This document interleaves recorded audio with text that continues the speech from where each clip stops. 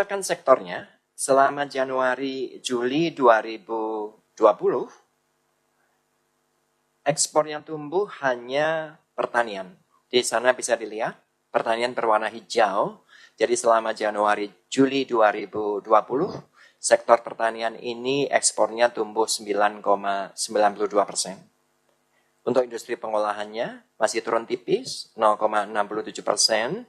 Tentunya ke depan kita harapkan ini kembali ke posisi normal. Apalagi kalau kita lihat perkembangan PMI pada bulan Juli sudah meningkat meskipun belum di atas 50. Sementara untuk tambang dan lainnya yang mengalami penurunan ekspor cukup dalam 22,14%, demikian juga dengan migasnya yang mengalami penurunan 34,34%. Pangsa ekspor non migas kita tidak berubah. Tujuan utama kita, ekspor kita adalah ke Tiongkok, di mana kontribusinya adalah 17,96%.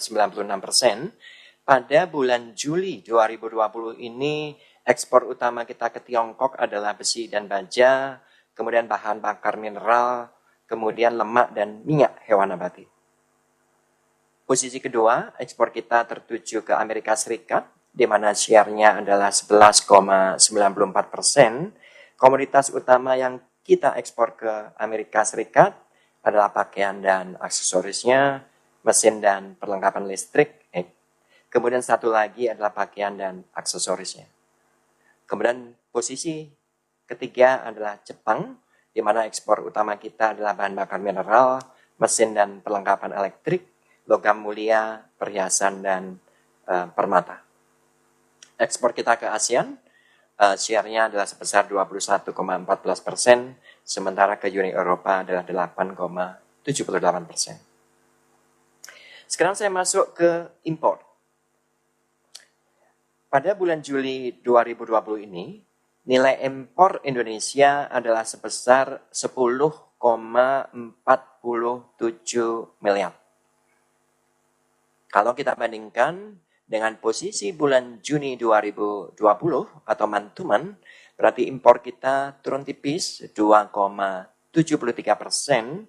Dan kalau kita lihat penyebabnya, penurunan ini terjadi karena adanya penurunan impor non-migas sebesar 5,70%. Karena impor migas kita masih naik tinggi 41,53%, karena ada kenaikan impor nilai minyak mentah, baik dari sisi volume maupun nilainya. Demikian juga dengan sel minyaknya mengalami kenaikan, sementara impor gasnya turun baik dari sisi volume maupun dari sisi nilai.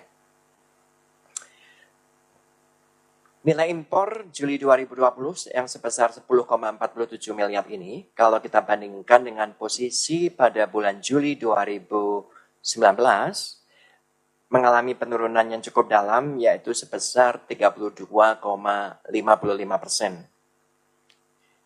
Jadi dari gambaran ini kita bisa melihat bahwa memang kita belum kembali ke normal, di mana penurunan sebesar 32,55% ini terjadi karena ada penurunan impor non-migas yang sebesar 30,95%, impor migasnya juga turun cukup dalam yaitu sebesar 45,19%.